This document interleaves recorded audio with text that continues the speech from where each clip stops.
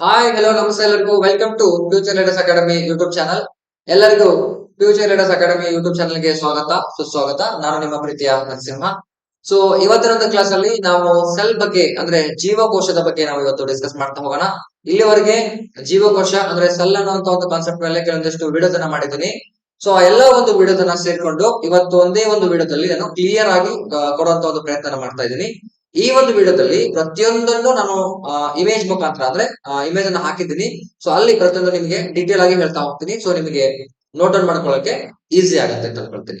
Okay, so ಎಲ್ಲರೂ ಚೆನ್ನಾಗಿದ್ದೀರಿ ಅಂತ ಭಾವಿಸ್ತೀನಿ. ಸೊ ಈ ಒಂದು ವಿಡಿಯೋನ ಎಲ್ಲರೂ ಲೈಕ್ ಮಾಡ್ತೀರಾ ಅಂತ ಅನ್ಕೊಳ್ತೀನಿ. ಓಕೆ, ಲೈಕ್ ಮಾಡ್ರಿ, ಅದೇ ರೀತಿ ನಿಮ್ಮ ಒಂದು ಫ್ರೆಂಡ್ ಸರ್ಕಲ್ ಅಲ್ಲಿ ಶೇರ್ ಮಾಡ್ರಿ. ಎಲ್ರಿಗೂ ಗೊತ್ತಾಗ್ಲಿ ಈ ರೀತಿ ಒಂದು ಚಾನಲ್ ಇದೆ, ಅಕಾಡೆಮಿ ಇದೆ, ಸೊ ಒಂದು ಕ್ಲಾಸಸ್ ನಡೀತಾ ಇದಾವೆ ಅಂತ. ಓಕೆನಾ, ಆರ್ಮಿ ಆಗಿರ್ಬೋದು, ಓಕೆ ನೀವು ಯಾವ್ದೋ ಒಂದು ಪ್ರೈಮ್ ಹೈಸ್ಕೂಲ್ ಲೆವೆಲ್ ಓದ್ತಾ ಇರ್ಬೋದು, ಅವ್ರಿಗೂ ಕೂಡ ಹೆಲ್ಪ್ ಆಗೇ ಆಗುತ್ತೆ. ಓಕೆನಾ, ನಿಮ್ಮ ತಮ್ಮಂದಿರಿಗೂ ಶೇರ್ ಮಾಡ್ರಿ, ತಂಗಿ ಅಂತ ಇರ್ಬೋದು. ಸೊ ಎಲ್ಲರಿಗೂ ಶೇರ್ ಮಾಡ್ರಿ. ಸೆಲ್ ಅಂತಂದ್ರೆ ಪ್ರತಿಯೊಬ್ಬರಿಗೂ ಬೇಕಾದಂತ ಒಂದು ಕಾನ್ಸೆಪ್ಟ್ ಆಗಿರ್ತದ. ಸೊ ಅದ್ರ ಬಗ್ಗೆ ನಾಲೆಜ್ ಇರಲೇಬೇಕು. ಓಕೆನಾ, ಸೊ ವೇಟ್ ಮಾಡೋದ್ ಬೇಡ. ಓಕೆ, ಕ್ಲಾಸ್ ಅನ್ನ ಸ್ಟಾರ್ಟ್ ಮಾಡೋಣ. ಓಕೆ, ಸೊ ಮೊದಲನೇ ಬಂದ್ಬಿಟ್ಟು ನೋಡಿ, ಸೆಲ್ ಅಂದ ತಕ್ಷಣ ನಮಗೆ ಗೊತ್ತಾಗ್ಬಿಡ್ತದೆ ಏನಪ್ಪಾ ಅಂತಂದ್ರೆ ಡಯಾಗ್ರಾಮ್ ಹೇಗಿರ್ತದೆ ಅಂತ. ಓಕೆನಾ, ಸೊ ನೋಡಿ ಒಂದ್ ನಿಮಿಷ ಜಸ್ಟ್ ಪೆನ್ ಚೇಂಜ್ ಮಾಡ್ಕೊಂತೀನಿ. ರೆಡ್ ಇದ್ರೆ ಪರವಾಗಿಲ್ಲ, ಅಥವಾ ಒಂದು ಎಲ್ಲ ತಗೊಂತೀನಿ. ಎಸ್, ಸೊ ಇದೇನ್ ನೋಡ್ತಾ ಇದ್ರಲ್ಲ, ಇದೆಲ್ಲಾನು ಡಯಾಗ್ರಾಮ್ ಏನಪ್ಪಾ ಅಂದ್ರೆ ಸೆಲ್. ಓಕೆ, ಜೀವಕೋಶ. ಸೊ ಇವೆಲ್ಲಾನು ಜೀವಕೋಶದಲ್ಲಿ ಬರ್ಕೊಂಡು ಬರ್ತಕ್ಕಂತಹ ಪ್ರತಿಯೊಂದು ಭಾಗಗಳು, ಈ ಎಲ್ಲಾ ಭಾಗಗಳ ಬಗ್ಗೆ ನಾವು ಸ್ಟಡಿ ಮಾಡ್ತಾ ಹೋಗ್ತೀವಿ. ನಾನು ನ್ಯೂಕ್ಲಿಯಸ್ ಅಂತ ಹೇಳ್ತಾ ಇರ್ತೀನಿ. ಸೊ ಆ ಒಂದು ನ್ಯೂಕ್ಲಿಯಸ್ ಬಗ್ಗೆ ಕೂಡ ನಾವು ಸ್ಟಡಿ ಮಾಡ್ತಾ ಹೋಗ್ತೀವಿ. ಓಕೆನಾ, ಸೊ ಅದೇ ರೀತಿ ಇದು ಮೈಟೋಕಾಂಡ್ರಿಯಾ ಆಗಿರ್ತದ, ವ್ಯಾಕ್ಯೂಲ್ಸ್ ಆಗಿರ್ತದೆ, ರೈಬೋಸೋಮ್ಸ್ ಆಗಿರ್ತಾವ, ಎಂಡೋಪ್ಲಾಸ್ಮಿಕ್ ರೆಟಿಕ್ಯುಲಮ್ಸ್ ಕಂಡು ಬರ್ತದೆ. ಓಕೆನಾ, ಇಲ್ಲಿ ನೋಡಿ ಈ ಎಲ್ಲದರ ಬಗ್ಗೆ, ಈ ಎಲ್ಲಾ ಒಂದು ಪಾರ್ಟ್ಸ್ ಗಳ ಬಗ್ಗೆ ಈ ಒಂದು ವಿಡಿಯೋದಲ್ಲಿ ನಾವು ಸ್ಟಡಿ ಮಾಡ್ತಾ ಹೋಗ್ತೀವಿ. ಹಾಗಾದ್ರೆ ಜಸ್ಟ್ ಇಮೇಜ್ ನಿಮ್ಗೆ ತೋರಿಸೋಣ ಅಂತ ಸುಮ್ಮನಾಗಿದೆ. ಜಸ್ಟ್ ಈ ಒಂದು ಇಮೇಜ್ ಅನ್ನ ಹಾಕಿದೆ. ಓಕೆ ನೋಡಿ, ಮೊದಲೇ ಬಂದ್ಬಿಟ್ಟು ಇವಾಗ ನಾನು ಅನಿಮಲ್ ಸೆಲ್ ಅನ್ನ ತಗೊಂಡಿದ್ದೀನಿ. ಅಂದ್ರೆ ಅನಿಮಲ್ ಸೆಲ್ ಅಂದ್ರೆ ಪ್ರಾಣಿ ಜೀವಕೋಶ. ಈ ಎಲ್ಲದರ ಭಾಗಗಳ ಡಿಟೇಲ್ ಆಗಿ ಮೆನ್ಷನ್ ಆಗಿದೆ. ಸೊ ಓಕೆ, ನೀವು ಕೂಡ ನೋಟ್ ಡೌನ್ ಮಾಡ್ಕೊಳ್ಳೋಕೆ ಈಸಿ ಆಗುತ್ತೆ ನೋಡಿ. ಸೊ ಮೊಟ್ಟ ಮೊದಲನೇದಾಗಿ ನಾನು ಸೆಂಟರ್ ಪಾಯಿಂಟ್ ಇಂದ ಹೋಗ್ತೀನಿ. ಸೆಂಟರ್ ಪಾಯಿಂಟ್ ಯಾವ್ದು ಬಂದ್ಬಿಟ್ಟು ಯಾವ್ದಪ್ಪ ಅಂತಂದ್ರೆ, ಸೊ ನ್ಯೂಕ್ಲಿಯರ್ ಏನಿದೆಯಲ್ಲ, ನ್ಯೂಕ್ಲಿಯೋಲಸ್, ಈ ಒಳಗಡೆ ಕಂಡು ಬರ್ತದೆ ನೋಡ್ರಿ, ಇದೇ ನ್ಯೂಕ್ಲಿಯೋಲಸ್. ನಾನು ಹೇಳ್ತಾ ಇರ್ತಿದ್ದೆ ನಿಮಗೆ ನ್ಯೂಕ್ಲಿಯೋಲಸ್ ಅಂತ ಹೇಳ್ತಾ ಇರ್ತಿದ್ದೆ. ಸೊ ಈ ನ್ಯೂಕ್ಲಿಯೋಲಸ್ ಏನಿದೆ, ಅದು ನ್ಯೂಕ್ಲಿಯಸ್ ನ ಒಳಗಡೆ ಕಂಡು ಬರ್ತಕ್ಕಂಥ ಒಂದು ಕೇಂದ್ರ ಭಾಗ ಬಿಂದು ಅಂತ ಹೇಳ್ತೀವಿ. ಕೇಂದ್ರ ಬಿಂದು ಅಂತ ಹೇಳ್ತೀವಿ. ಇಲ್ಲಿ ಮೆನ್ಷನ್ ಮಾಡ್ಕೊಂತೀನಿ, ರೆಡ್ ಕಲರ್ ಅಂದ್ರೆ ಚೆನ್ನಾಗಿ ಅನ್ಸುತ್ತೆ. Okay, S. ಸೊ ಹಾಗಾದ್ರೆ ಈ ನ್ಯೂಕ್ಲಿಯಸ್ ನ ಒಳಗಡೆ ಕಂಡು ಬರ್ತಕ್ಕಂಥದ್ದು ಇದೆಲ್ಲ ಕೂಡ ಏನಪ್ಪಾ ಅಂದ್ರೆ ನ್ಯೂಕ್ಲಿಯಸ್ ಒಳಗಡೆ ಕಂಡು ಬರ್ತಕ್ಕಂಥದ್ದು ಯಾವುದು? ನ್ಯೂಕ್ಲಿಯೋಲಸ್ ಕಂಡು ಬರ್ತಾ ಇದೆ. ಹಾಗಾದ್ರೆ ನ್ಯೂಕ್ಲಿಯಸ್ ನ ಒಂದು ಒಳಗಡೆ ನ್ಯೂಕ್ಲಿಯೋಲಸ್ ಕಂಡು ಬಂತು. ನ್ಯೂಕ್ಲಿಯೋಲಸ್ ನ ಪಕ್ಕದಲ್ಲಿ ಏನ್ ಕಂಡು ಬರ್ತದೆಪ್ಪ ಅಂತಂದ್ರೆ, ಇಲ್ಲಿದೆ ನೋಡಿ, ಇದೇನ್ ಈ ರೀತಿ ಒಂದು ಸ್ಟ್ರಕ್ಚರ್ ಇರ್ತದೆ, ಅದನ್ನು ಕೂಡ ತೋರಿಸ್ತೀನಿ. ಸೊ ಅಲ್ಲಿ ನಾವೇನಂತ ಕರಿತೀವಿ ಅಂದ್ರೆ ಕ್ರೊಮ್ಯಾಟಿನ್ ಅಂತ ಕರಿತೀವಿ. ಈ ಕ್ರೊಮ್ಯಾಟಿನ್ ಮಾತ್ರ ಅಲ್ಲ, ಕ್ರೊಮ್ಯಾಟಿನ್ ನೆಟ್ವರ್ಕ್ ಅಂತ ಕರಿತೀವಿ. ಕ್ರೊಮ್ಯಾಟಿನ್ ನೆಟ್ವರ್ಕ್ ಅಂತ ಕರಿತೀವಿ, ಅಥವಾ ಕ್ರೊಮ್ಯಾಟಿನ್ ಫೈಬರ್ ಅಂತ ಕರಿತೀವಿ. ಓಕೆ, ಸೊ ಹಾಗಾದ್ರೆ ಇಲ್ಲಿ ನೋಡಿ, ನ್ಯೂಕ್ಲಿಯರ್ ಎನ್ವಲಪ್, ನ್ಯೂಕ್ಲಿಯರ್ ಕೋರ್ ಅಂತ ಇದೆ. ಇದು ಕೋರ್ ಇಲ್ಲಿದೆಲ್ಲ, ಇದು ನ್ಯೂಕ್ಲಿಯರ್ ಕೋರ್, ಇದು ಎನ್ವಲಪ್ ಅಂದ್ರೆ ನ್ಯೂಕ್ಲಿಯರ್ ನ ಒಂದು ಮೆಂಬ್ರೇನ್ ಅಂತ ಹೇಳ್ತೀವಿ. Nuclear membrane.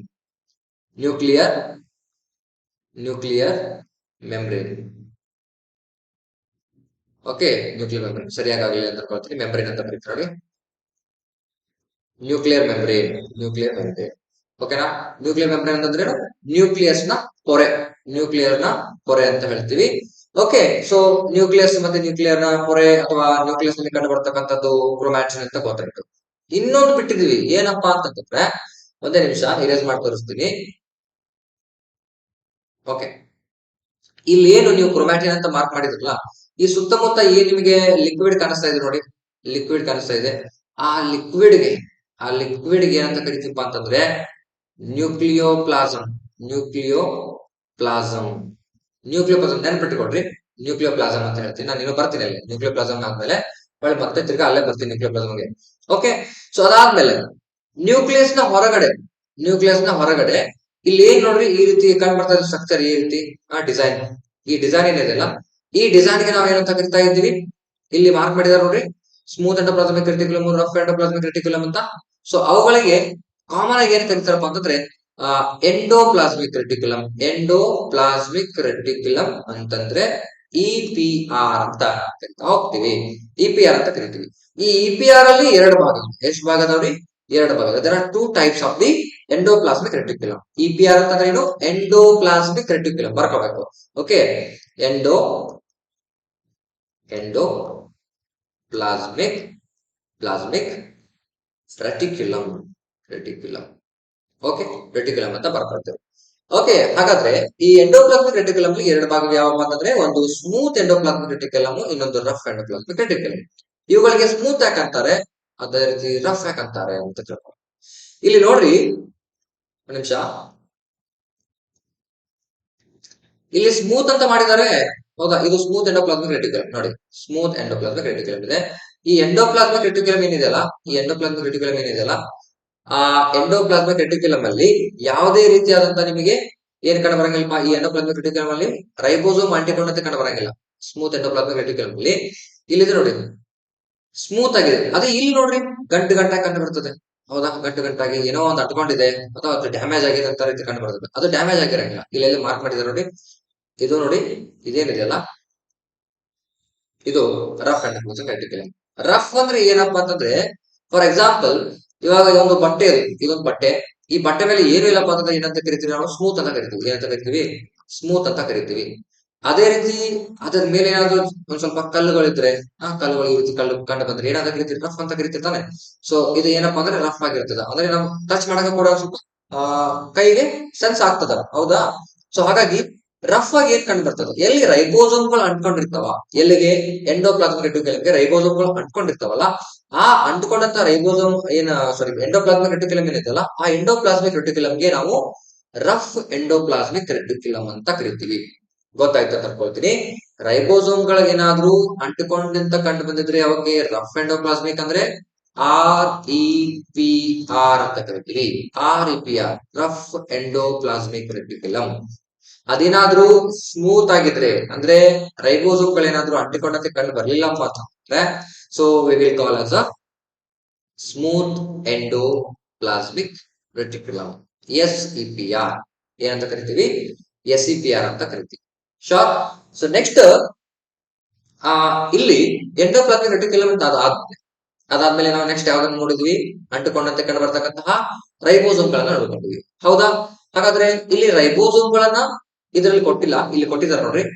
ರೈಬೋಸೋಮ್ಗಳ ಇಲ್ಲಿ ಕೂಡ ಮಾರ್ಕ್ ಮಾಡಬಹುದು ನೀವು ಅಂಟಿಕೊಂಡಿದ್ದೆ, ಬಟ್ ಡಿನೋಷನ್ ಮಾಡಕ್ಕೆ ನಮಗೆ ಡಿಫಿಕಲ್ಟ್ ಆಗ್ತದೆ. ರೈಬೋಸೋಮ್ಗಳು ಬರೀ ಎಂಡೋಪ್ಲಾಸ್ಮಿಕ್ ರೆಟಿಕ್ಯುಲಮ್ಗೆ ಮಾತ್ರ ಅಂಟಿಕೊಂಡಂತೆ ಕಂಡು ಬರಂಗಿಲ್ಲ. ರೈಬೋಸೋಮ್ಗಳನ್ನ ನಾವು ಎಲ್ಲಿ ನೋಡಬಹುದು? ಈ ಸೆಲ್ಗಳಲ್ಲಿ ಕಂಡು ಬರಬಹುದು. ಈ ಸೆಲ್ಗಳಲ್ಲಿ ಎಲ್ಲಿ ಕಂಡು ಬರ್ತಾವ ಅಂತ ಹೇಳ್ತೀನಿ, ಬಟ್ ರೈಬೋಸೋಮ್ಗಳ ಬಗ್ಗೆ ಮೊದಲ ತಿಳ್ಕೊಳ್ಳೋಣ. ಓಕೆ, ರೈಬೋಸೋಮ್ ಏನಂತ ಕರೀತಾರಪ್ಪ ಅಂತಂದ್ರೆ ಪ್ರೋಟೀನ್ ಫ್ಯಾಕ್ಟರಿ ಅಂತ ಕರೀತಾರ. ಪ್ರೋಟೀನ್ ಫ್ಯಾಕ್ಟರಿ ಅಂತ ಕರೀತಾರೆ. ಯಾಕೆ ಪ್ರೋಟೀನ್ ಫ್ಯಾಕ್ಟರಿ ಅಂತ ಕರೀತಾರೆ?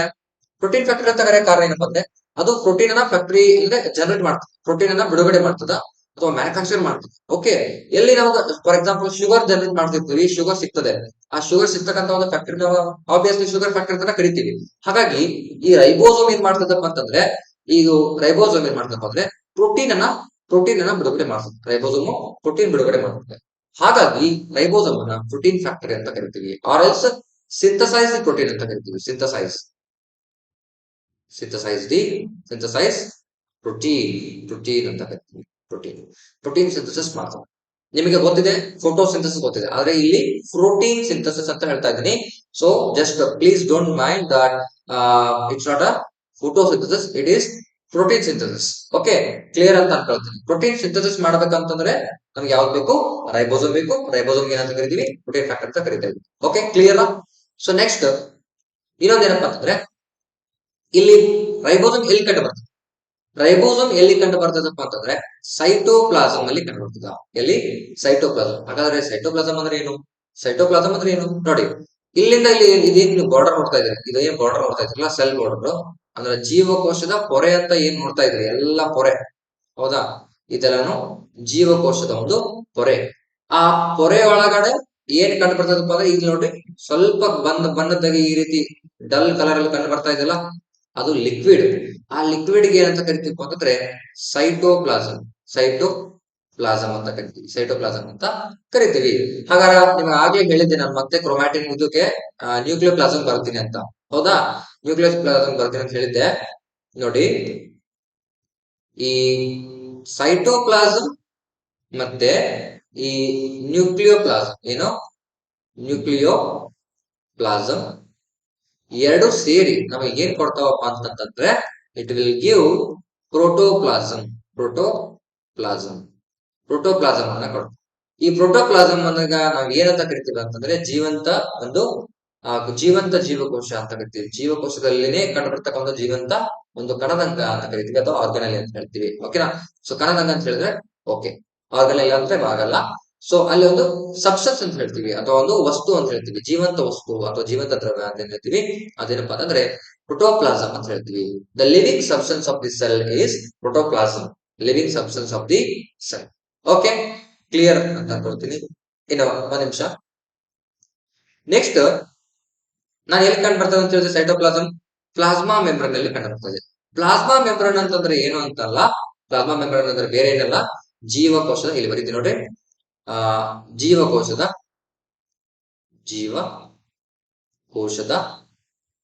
ಪೊರೆ, ಜೀವಕೋಶದ ಪೊರೆ ಅಂತ, ಜೀವಕೋಶದ ಪೊರೆಗೆ ನಾವೇನಂತ ಹೇಳ್ತೀವಿ, ಪ್ಲಾಸ್ಮಾ ಮೆಂಬ್ರೇನ್ ಅಂತ ಹೇಳ್ತೀವಿ, ಆರ್ ಸೆಲ್ ಮೆಂಬ್ರೇನ್ ಅಂತ ಹೇಳ್ತೀವಿ. ಏನಂತ ಹೇಳ್ತೀವಿ? ಸೆಲ್ ಮೆಂಬ್ರೇನ್ ಅಂತ ಹೇಳ್ತೀವಿ. ಸೆಲ್ ಮೆಂಬ್ರೇನ್ಗೆ ಜೀವಕೋಶದ ಪೊರೆ ಅಂತ ಕರಿತೀವಿ ಕನ್ನಡದಲ್ಲಿ, ಪ್ಲಾಸ್ಮಾ ಮೆಂಬ್ರೇನ್ ಅಂತ ಕರಿತೀವಿ. ಸೆಲ್ ಮೆಂಬ್ರೇನ್, ಆಮೇಲೆ ಪ್ಲಾಸ್ಮಾ ಮೆಂಬ್ರೇನ್, ಜೀವಕೋಶದ ಪೊರೆ, ಈ ಮೂರು ಒಂದನೇ ಬಿಟ್ಟುಕೊಂಡು ಕನ್ನಡದಲ್ಲಿ ಜೀವಕೋಶದ ಪೊರೆ. ಆ ಪೊರೆಯಲ್ಲಿ ಕಂಡು ಬರ್ತಕ್ಕಂತಹ ಎಲ್ಲಾ ಕಣದಂಗಗಳು ಅಥವಾ ಆರ್ಗನೈಸ್ ಗಳ ಬಗ್ಗೆ ನಾವು ಇಲ್ಲಿ ಸ್ಟಡಿ ಮಾಡ್ತೀವಿ. ಓಕೆ, ನೆಕ್ಸ್ಟ್ ಇನ್ನೊಂದು ವಿಚಾರ ಏನಪ್ಪಾ ಅಂದ್ರೆ, ಈ ಪ್ಲಾಸ್ಮಾ ಮೆಂಬ್ರೇನ್ ಏನಿದೆ ಇದು ಎದರಿಂದ ಮಾಡಿರ್ಬೇಕು ಅಂದ್ರೆ ಪ್ರೋಟೀನ್ ಅಂಡ್ ಲಿಪಿಡ್ಸ್ ಇಂದ ಮಾಡಲ್ಪಟ್ಟಿರ್ತದ. ಹಾಗಾಗಿ ಇದು ಏನಂತ ಕರೀತಾರಪ್ಪ ಅಂದ್ರೆ plasma membrane is made up of phospholipid ಅಂತ ಕರಿತೀವಿ. ಏನಂತ ಕರಿತೀವಿ? ಫಾಸ್ಫೋಲಿಪಿಡ್ ಅಂತ ಕರಿತೀವಿ. ಓಕೆನಾ? ಇದಕ್ಕ ಪ್ಲಾಸ್ಮಾ ಮೆಂಬ್ರೇನ್ ಗೆ ಸೆಮಿ ಪರ್ಮಿಯಬಲ್ ಮೆಂಬ್ರೇನ್ ಕೂಡ ಕರೀತಾರ. ಏನಂತ ಕರೀತಾರ್ರಿ? ಸೆಮಿ ಪರ್ಮಿಯಬಲ್ ಮೆಂಬ್ರೇನ್ ಅಂದ್ರೆ ಯಾವುದು? Plasma membrane. ಇದು ಪ್ಲಾಸ್ಮಾ ಮೆಂಬ್ರೇನ್ ಗೆ ನಾವು ಏನಂತ ಕರಿತೀವಿ? Semi permeable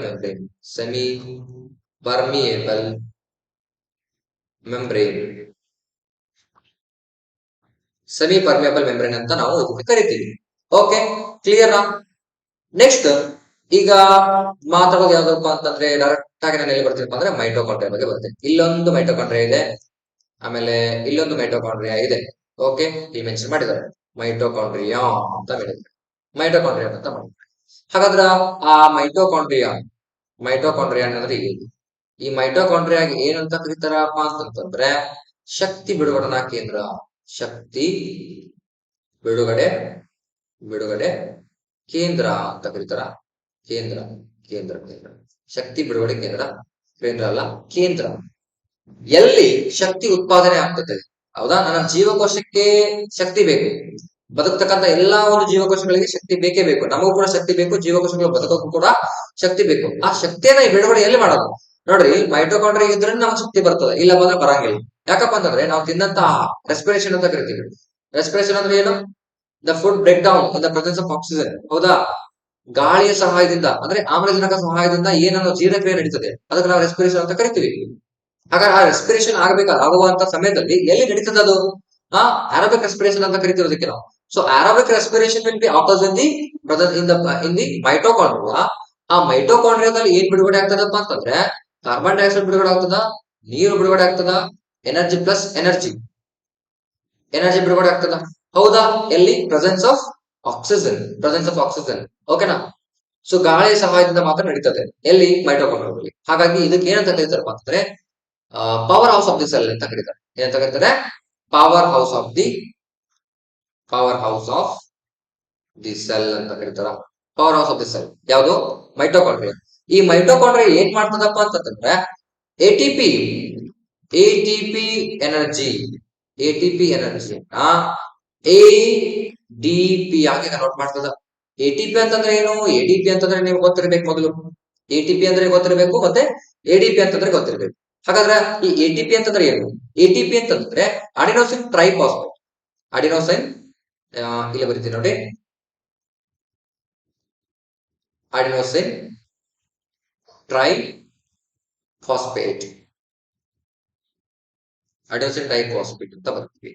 so adenosine triphosphate ಅನ್ನ ಏನ ಕನ್ವರ್ಟ್ ಮಾಡ್ತದ, ಅಡಿನೋಸಿನ್ ಡೈಫಾಸ್ಫೇಟ್, ಡೈಫಾಸ್ಫೇಟ್ ಡೈಫಾಸ್ಫೇಟ್ ಆಗಿ ಕನ್ವರ್ಟ್ ಮಾಡ್ತದ. ಅಂದ್ರೆ ಸ್ವಲ್ಪ ಕಡಿಮೆ ಮಾಡ್ತದೆ. ಟ್ರೈ ಅಂದ್ರೆ ಏನು 3, ಡೈ ಅಂದ್ರೆ ಏನು 2, ಹೌದಾ? ಅದರ ಕೆಪಾಸಿಟಿ ಸ್ವಲ್ಪ, ಅಂದ್ರೆ ಒಂದು ಪವರ್ ಏನಿರ್ತದಲ್ಲ ಅದನ್ನ ಸ್ವಲ್ಪ ಕಡಿಮೆ ಮಾಡ್ತದೆ. ಯಾವುದು?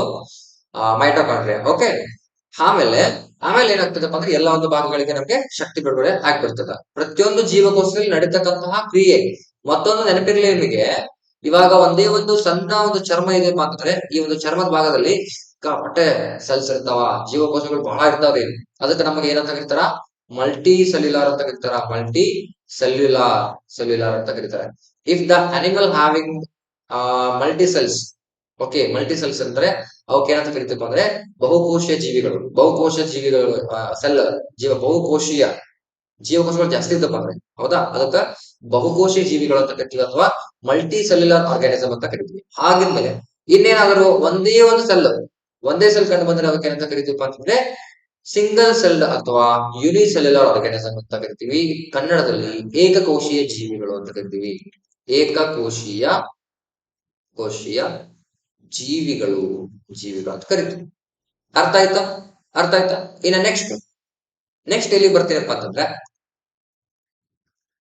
ಮೈಟೋಕಾಂಡ್ರಿಯಾ ಆದ್ಮೇಲೆ ಈಗ ಏನಾಗಿತ್ತಪ್ಪ, ಪ್ರೋಟೀನ್ ಬಿಡುಗಡೆ ಆಗಿತ್ತು, ಶಕ್ತಿ ಕೂಡ ಬಿಡುಗಡೆ ಆಯ್ತು.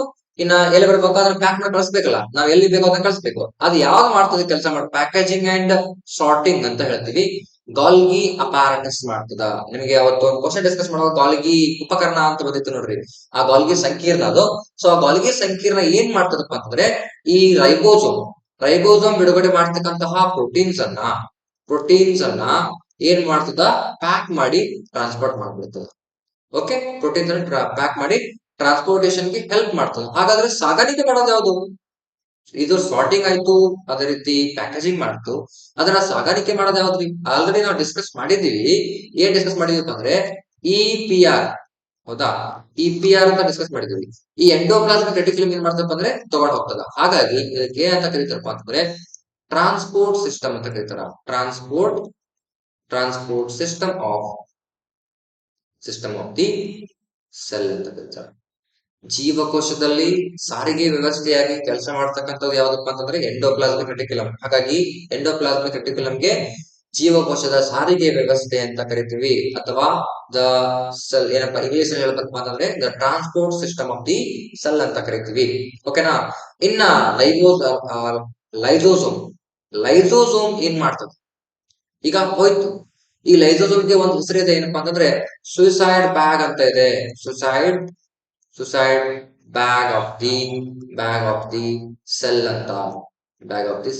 ಏನು suicide bag of the cell ಅಂತಂದ್ರೆ ನಮ್ಮ ಜೀವಕೋಶದಲ್ಲಿ ಯಾವ್ದಾದ್ರು ಸೆಲ್ಗಳು ಕೆಲಸ ಕಾರ್ಯವನ್ನು ಮಾಡ್ತಾ ಇಲ್ಲಪ್ಪ ಅಂತಂದ್ರೆ ಅದನ್ನ ಈ ಲೈಸೋಸೋಮ್ ಏನ್ ಮಾಡ್ತದ, ಹೋಗಿ ಕೊಲ್ತದ. ಓಕೆ, ಅಂದ್ರೆ ವೇಸ್ಟ್ ಪ್ರಾಡಕ್ಟ್. ನಮ್ಮಲ್ಲಿ ವೇಸ್ಟ್ ಸೆಲ್ ಯಾವ್ತಾವ ಕೊಲ್ತದ, ನಾಶ ಮಾಡ್ತದ. ಸಪೋಸ್ ಅದಕ್ಕೆ ಆತ್ಮಹತ್ಯಾ ಸಂಚಿ ಅಥವಾ ಆತ್ಮಹತ್ಯಾ ಸಂಕೀರ್ಣ ಅಥವಾ ಅಂತ ಕರೆಯಕ್ಕೆ, ಅಥವಾ ಸುಸೈಡ್ ಬ್ಯಾಗ್ ಅಂತ, ಅಥವಾ attack bomb of the cell ಅಂತ ಕರೆಯಕ್ಕೆ ಆಮೇಲೆ ಈ ಲೈಸೋಸೋಮ್ ತನ್ನ ಸೆಲ್ಗಳು ಏನಾದ್ರು ಕೆಲಸ ಮಾಡಲಿಲ್ಲಪ್ಪ ಅಂತಂದ್ರೆ ತನ್ನಷ್ಟಕ್ಕೆ ತಾನೇ ಸತ್ತೋಗ್ತದ, ತನ್ನಷ್ಟಕ್ಕೆ ತಾನೇ ಕೊಂದು ಬಿಡ್ತದ, ತನ್ನ ಸೆಲ್ಗಳನ್ನ ಕೂಡ ಕೊಂದು ಬಿಡ್ತದ. ಹಾಗಾಗಿ ಅದಕ್ಕೆ ಏನಂತ ಕರೀತಾರ, ಆತ್ಮಹತ್ಯಾ ಸಂಚಿ ಅಂತ ಕರೀತಾರ. ಆತ್ಮಹತ್ಯಾ ಸಂಚಿ ಅಂತ ಕರೀತಾರೆ, ಅಥವಾ ಸಂಕೀರ್ಣ, ಆತ್ಮಹತ್ಯಾ ಸಂಕೀರ್ಣ ಅಂತ ಹೇಳ್ತೀನಿ. ಆತ್ಮಹತ್ಯಾ ಸಂಕೀರ್ಣ ಅಂತ ಕರೀತಾರೆ. ಜೀವಕೋಶದ ಆತ್ಮಹತ್ಯಾ ಸಂಕೀರ್ಣ ಅಂತ ಕರೀತಾರೆ. ತಿಳಿತಂತ ಹೇಳ್ತೀನಿ. ಅದೇ ರೀತಿ ಇದಕ್ಕ ಏನಂತ ಕರೀತಾರಪ್ಪ ಅಂತಂದ್ರೆ ಆಟಮ್ ಬಾಂಬ್ ಅಂತ ಕೂಡ ಕರೀತಾರೆ. ಓಕೆ, ಅದೇ ರೀತಿ ಸೂಸೈಡ್ ಬ್ಯಾಗ್ ಅಂತ ಕೂಡ ಕರೀತಾರೆ. Suicide bag of the cell ಅಂತ ಕರೀತಾರೆ, ಸುಸೈಡ್ ಬ್ಯಾಗ್ ಅಂತ. ನೆಕ್ಸ್ಟ್ ಇನ್ನ ವ್ಯಾಕ್ಯೂಲ್ ಬಂತು ನೋಡ್ರಿ. ಏನ್ ಮಾಡ್ತಿದ್ರಿ? ವ್ಯಾಕ್ಯೂಲ್. ಈ ವ್ಯಾಕ್ಯೂಲ್ ನಿಮಗೆಲ್ಲ ಗೊತ್ತಾಯ್ತು, ಇದೆಲ್ಲ ಬಿಡುಗಡೆ ಆಯ್ತು ನೋಡ್ರಿ. ಮೈಟೋಕಾಂಡ್ರಿಯಾ ಶಕ್ತಿ ಬಿಡುಗಡೆ ಮಾಡ್ತಾ. ಓಕೆ, ಸೈಟೋಪ್ಲಾಸಮ್ ಏನಪ್ಪಾ ಅಂತಂದ್ರೆ ಸೈಟೋಪ್ಲಾಸಮ್ ಒಂದು ಲಿಕ್ವಿಡ್ ಕಂಡು ಬರ್ತದೆ. ಇಟ್ಸ್ ಸೆಮಿ ಪರ್ಮೇಬಲ್ ಲಿಕ್ವಿಡ್ ಅಂತ ಹೇಳ್ತೀವಿ ನಾವು, ಹೌದಾ? ಆ ಸೆಮಿ ಪರ್ಮೇಬಲ್ ಲಿಕ್ವಿಡ್ ಅಲ್ಲಿ ಏನ್ ಕಂಡು ಬರ್ತವೆ? ಎಲ್ಲ ಕಂಡು ಬರ್ತವೆ, ಹೌದಾ? ಇದ್ರೊಳಗೆ ಮೈಟೋಕಾಂಡ್ರಿಯಾ ಮಾಡತಕ್ಕಂತ ಒಂದು ಶಕ್ತಿ ಅಂತಂದ್ರೆ ಎನರ್ಜಿ ಎನರ್ಜಿ ಕಡಿಮೆ ಮಾಡ್ತದ. ಆಮೇಲೆ ಅದು ಯಾವ ರೀತಿ ಇರ್ತದ ರೀ, ATP ಆಗಿರ್ತದ, ADP ಆಗಿರ್ತದ. ATP ಮತ್ತೆ ADP. ಇನ್ನ ರೈಬೋಸೋಮ್ ಏನ್ ಮಾಡಿರ್ತದ ರೀ, ಪ್ರೋಟೀನ್ ಬಿಡುಗಡೆ ಮಾಡಿರ್ತದ. ಇವೆಲ್ಲವನ್ನ ಏನ್ ಮಾಡ್ಬೇಕ್ರಿ, ಸ್ಟೋರ್ ಮಾಡ್ಬೇಕಲ್ಲ. ಎಲ್ಲಿ ಸ್ಟೋರ್ ಮಾಡ್ತದ್ರಿ, ವ್ಯಾಕ್ಯೂಲ್ ಸ್ಟೋರ್ ಮಾಡ್ತದ. ಸ್ಟೋರೇಜ್ ಇದು ಏನಪ್ಪಾ ಅಂದ್ರೆ ಸ್ಟೋರೇಜ್ ಅಂತ ಹೇಳ್ತೀವಿ. ಸ್ಟೋರೇಜ್ ತಿಳಿತಾ ಇದೆ. ಸ್ಟೋರೇಜ್ ಮಾಡ್ತಕ್ಕಂಥದ್ದು ಯಾವ್ದಪ್ಪ ಅಂತಂದ್ರೆ ಈ ವ್ಯಾಕ್ಯೂಲ್ ಕೂಡ ಮಾಡ್ತಾ ಹೋಗ್ತದೆ ಸ್ಟೋರೇಜ್ ಅನ್ನ. ಓಕೆ, ಇನ್ನ ನೆಕ್ಸ್ಟ್ ಉಳಿದದ್ದು ಯಾವ್ದು ನೋಡ್ರಿ, ನ್ಯೂಕ್ಲಿಯರ್ ಎನ್ವಲಪ್ ಅಥವಾ ನ್ಯೂಕ್ಲಿಯರ್ ಕೋರ್ ಆಗ್ಯದ, ನ್ಯೂಕ್ಲಿಯಸ್ ಆಗ್ಯದ, ನ್ಯೂಕ್ಲಿಯೋಲಸ್ ಆಗಿದೆ. ಈ ನ್ಯೂಕ್ಲಿಯಸ್ ಒಳಗಡೆ ಕಂಡುಬರ್ತಕ್ಕಂಥ ಸ್ವಲ್ಪ ಡಿಸ್ಕಸ್ ಮಾಡ್ತೀನಿ ಮುಂದೆ ಒಂದು ಸ್ಲೈಡ್ ಅಲ್ಲಿ. ಓಕೆ, ಇನ್ನ ಮೈಕ್ರೋಟ್ಯೂಬ್ಯೂಲ್ಸ್ ಬಂದು, ಈ ಮೈಕ್ರೋಟ್ಯೂಬ್ಯೂಲ್ಸ್ ಏನ್ ಮಾಡ್ತಾವ ಅಂದ್ರೆ ಸ್ಮಾಲ್ ಟ್ಯೂಬ್ಸ್ ಲೈಕ್ ಸ್ಟ್ರಕ್ಚರ್ ಕಂಡು ಬರ್ತಾವ ಎಲ್ಪ ಅಂತಂದ್ರೆ ಸೆಲ್ ಒಳಗ. ಓಕೆ, ಆಮೇಲೆ ನೆಕ್ಸ್ಟ್ ಸೆಂಟ್ರಿಯೋಲ್ಸ್ ಏನಪ್ಪಾ ಅಂತಂದ್ರೆ ಈ ಸೆಂಟ್ರಿಯೋಲ್ಸ್ ಸೆಲ್ ಡಿವಿಷನ್ ಅಲ್ಲಿ ಹೆಲ್ಪ್ ಮಾಡ್ತಾವ, ಅಂದ್ರೆ ಕೋಶ ವಿಭಜನೆಯಲ್ಲಿ ಭಾಗವಹಿಸ್ತಾವ ಏನಪ್ಪಾ ಅಂದ್ರೆ ಸೆಂಟ್ರಿಯೋಲ್ಸ್ ಅಂತ ಹೇಳ್ತೀವಿ. ಸೊ ಇಲ್ಲಿವರೆಗೆ ಈ ಒಂದು ಏನ್ ಸ್ಲೈಡ್ ಇದೆ ಇದ್ರೊಳಗ ಸಾಕಷ್ಟು ಆನ್ಸರ್ಸ್ ಇದಾವ ನಿಮ್ಗೆ. KPSC ಆಗಿರ್ಬೋದು, ಓಕೆ, ಆಮೇಲೆ ಆರ್ಮಿ ಆಗಿರ್ಬೋದು, RRB, SSC ಈ ಎಲ್ಲಾ ಎಕ್ಸಾಮ್ಸ್ ಗಳಿಗೆ ಕೇಳ್ತಕ್ಕಂತಹ ಪ್ರತಿಯೊಂದು ಕ್ವಶನ್ಸ್ ಅಲ್ಲಿ ನಾನು ಕ್ವಶನ್ ಮಾಡ್ತಕ್ಕಂತ ಆನ್ಸರ್ ನಾನು ಡಿಸ್ಕಸ್ ಮಾಡಿದ್ದೀನಿ. ಸೊ ಈ ಒಂದು ವಿಡಿಯೋ ನಾನು ನೋಡಿದ್ರೆ ನಿಮಗೆ ಕ್ಲಿಯರ್ ಆಗಿ ಸೆಲ್ ನಲ್ಲಿ ಬರ್ತಕ್ಕಂತಹ ಕ್ವಶನ್ ಗೊತ್ತಾಗಿರ್ತದ. ಓಕೆ, ಇನ್ನೊಂದು ಹೇಳ್ತೀನಿ ನಾನು, ಏನಪ್ಪಾ ಅಂತಂದ್ರೆ ಈಗ ಮೇನ್ ಇದೆಲ್ಲ ಸೆಲ್ ಬಗ್ಗೆ ಮಾತಾಡಿದ್ವಿ. ಇದನ್ನ ಕಂಡಿಡಿದವ್ರು ಯಾರ್ರಿ, ಕಂಡಿಡಿದವ್ರು ಯಾರಪ್ಪ ಅಂತಂದ್ರೆ ರಾಬರ್ಟ್ ಹುಕ್ ಅಂತ ಹೇಳ್ತೀವಿ. ರಾಬರ್ಟ್ ಹುಕ್ ಅಂತ ಹೇಳ್ತೀವಿ. ರಾಬರ್ಟ್ ಹುಕ್ ಕಂಡಿಡಿದನ ಯಾವಾಗ 1665ರಲ್ಲಿ, ಹೌದಾ, 1665ರಲ್ಲಿ 1665 ಕಂಡುಹಿಡಿತಾನ. ಈ ರಾಬರ್ಟ್ ಹುಕ್ ಸೆಲ್ ಅನ್ನ ಕಂಡುಹಿಡಿಬೇಕಾದ ಒಂದು ವರ್ಡ್ ಬಂದದ್ರಿ, ಯಾವ್ದು ಲ್ಯಾಟಿನ್ ವರ್ಡ್, ಯಾವ್ದಪ್ಪ ಅಂದ್ರಿ ಲ್ಯಾಟಿನ್ ವರ್ಡ್. ಅದಕ್ಕ ಸೆಲ್ಯುಲಾ ಅಂತ ಕರೀತಾರ. ಸೆಲ್ಯುಲಾ ಅಂತ ಕರೀತಾರ್ರಿ. ಸೆಲ್ಯುಲಾ ಅಂತಂದ್ರೆ ಏನಪ್ಪಾ, ಸೆಲ್ಯುಲಾ ಅಂತಂದ್ರೆ ಸ್ಮಾಲ್ ರೂಮ್ ಅಂತ, ಸ್ಮಾಲ್ ರೂಮ್ ಅಂತ ಕರಿತೀವಿ. ಸ್ಮಾಲ್ ರೂಮ್, ಹೌದಾ. ಈ ಸೆಲ್ಯುಲಾ ಸ್ಮಾಲ್ ರೂಮ್ ಅನ್ನೋ ಒಂದು ವರ್ಡ್ ದಿಂದ ಕರೀತಾರ. ಎಲ್ಲಿ ಈಗ ನೀವು ಹನಿಕೋಮ್ ನೋಡಿದ್ರಿ ಅಂದ್ರೆ ಜೇನುನೊಣದ ಒಂದು ಏನ್ ಗೂಡು ಇರ್ತದಲ್ಲ ಅದ್ರೊಳಗೆ ಈ ರೀತಿ ಸ್ಟ್ರಕ್ಚರ್ ಕಂಡು ಬರ್ತಾವ. ಈ ರೀತಿ ಸ್ಟ್ರಕ್ಚರ್ ಕಂಡು ಬರ್ತಾವ ನೋಡಿ, ಸಣ್ಣ ಸಣ್ಣ ಸಣ್ಣ ಸಣ್ಣ. ಸೊ ಹನಿಕೋಮ್ ನಲ್ಲಿ ಇರ್ತಕ್ಕಂಥ comb of the honey bee ಅಂತ ಏನ್ ಹೇಳ್ತಾರಲ್ಲ, ಸೊ ಇದ್ರೊಳಗ ಸಣ್ಣ ಗೋಲ್ ಏನಿದೆ ಅದನ್ನೇ ಅವನ ಜೀವಕೋಶ ಅಂತ ಮೊದಲು ಡಿಫೈನ್ ಮಾಡ್ತಾರೆ ಯಾರ, ರಾಬರ್ಟ್. ಓಕೆ, ತಿಳಿತು ಅಂತ ಅನ್ಕೊಳ್ತೀನಿ. ಈ ಸೆಲ್ ಅನ್ನ ಕಂಡಿಡಿದ ರಾಬರ್ಟ್ ಹುಕ್ ಯಾವಾಗ ಕಂಡಿಡ್ತಾರಪ್ಪ ಅಂದ್ರೆ 1665ರಲ್ಲಿ. ಆ ವರ್ಡ್ ಎಲ್ಲಿಂದ ಬಂದಪ್ಪ ಅಂತಂದ್ರೆ ಸೆಲ್ಯುಲಾ ಅನ್ನೋ ವರ್ಡ್ ಯಾವ ಭಾಷೆಯಿಂದ, ಲ್ಯಾಟಿನ್ ಭಾಷೆಯಿಂದ. ಸೆಲ್ಯುಲಾ ಅಂತಂದ್ರೆ ಸ್ಮಾಲ್ ರೂಮ್ ಅಂತ ಅರ್ಥ, ಅಂದ್ರೆ ಚಿಕ್ಕ ಕೋಣೆ. ಕನ್ನಡದಲ್ಲಿ ಚಿಕ್ಕ, ಚಕ್ಕಲ, ಚಿಕ್ಕ ಕೋಣೆ. ಚಕ್ಕ ಅಂತ ಮತ್ತೆ ದುಡ್ಡು ಕೇಳಬೇಡ್ರಿ, ಚಿಕ್ಕ ಕೋಣೆ ಅಂತ ಅರ್ಥ. ಚಿಕ್ಕ ಕೋಣೆ, ಚಿಕ್ಕ ಕೋಣೆ. ಓಕೆ, ಸೊ ಹಾಗಿದ್ಮೇಲೆ ನೆಕ್ಸ್ಟ್ ಹೋಗೋಣ. ಕ್ವಶನ್ ಅಂತೇನಿಲ್ಲ, ಇವತ್ತು ಕಾನ್ಸೆಪ್ಟ್ ಡಿಸ್ಕಸ್ ಮಾಡ್ತಾ ಇದ್ದೀನಿ. ಓಕೆನಾ, ಕ್ವಶನ್ ಅಂತ ಇಲ್ಲ, ಎಲ್ಲ ಕವರ್ ಆಗ್ತದೆ. ನೆಕ್ಸ್ಟ್ ನೋಡಿ, ಈಗ ಅದನ್ನ ನೋಡಿದ್ವಲ್ಲ ನಾವು, ಯಾವ್ದು ಪ್ರಾಣಿ ಜೀವಕೋಶ. ಇನ್ನ ನಾವು ಈಗ ನೋಡೋದು ಯಾವ್ದಪ್ಪ ಅಂತಂದ್ರೆ ಸಸ್ಯ ಜೀವಕೋಶ. ಸಸ್ಯ ಜೀವಕೋಶ, ಜೀವಕೋಶ. ಇಲ್ಲಿ ಸಪೋಸ್ ನಿಮಗೆ ಇಲ್ಲಿ ಏನಾದ್ರು ಕಾಣಿಸ್ತಾ ಇರಲಿಲ್ಲಪ್ಪ ಅಂತಂದ್ರೆ ಇವೇನು ಇಲ್ಲ. ಈ ಕಡೆ ರೈಬೋಸೋಮ್ಗಳು ಮತ್ತೆ ಗಾಲ್ಗಿ ಅಪಾರಟಸ್ ಆಲ್ರೆಡಿ ಡಿಸ್ಕಸ್ ಮಾಡಿದ್ದೀನಿ. ಸ್ಮೂತ್ ಎಂಡೋಪ್ಲಾಸ್ಮಿಕ್ ರೆಟಿಕ್ಯುಲಮ್ ಮತ್ತೆ ರಫ್ ಎಂಡೋಪ್ಲಾಸ್ಮಿಕ್ ರೆಟಿಕ್ಯುಲಮ್ ಅಲ್ಲಿ ಮಾರ್ಕ್ ಮಾಡಿ ನೋಡ್ರೆ ಗೊತ್ತಾಗ್ತದೆ. ಓಕೆ, ಹಾಗಾದ್ರೆ ಇಲ್ಲಿ ವ್ಯತ್ಯಾಸಗಳು ಕಂಡು ಬರ್ತಾವ ಅಂತ ನಾನು ಡಿಸ್ಕಸ್ ಮಾಡ್ತೀನಿ. ಇಲ್ಲಿ ನೋಡ್ರಿ, ಮೈಟೋಕಾಂಡ್ರಿಯಾ ನೋಡಿದ್ವಿ, ಆಲ್ಮೋಸ್ಟ್ ಸಸ್ಯ ಜೀವಕೋಶಗಳಾಗಿರ್ಬೋದು ಅಥವಾ ಪ್ರಾಣಿ ಜೀವಕೋಶಗಳಾಗಿರ್ಬೋದು. If it may be in animal cells or plant cells, all the functions will be same of these organelles. It means mitochondria, vacuoles, and ribosomes, Golgi apparatus, smooth endoplasmic reticulum, rough endoplasmic reticulum.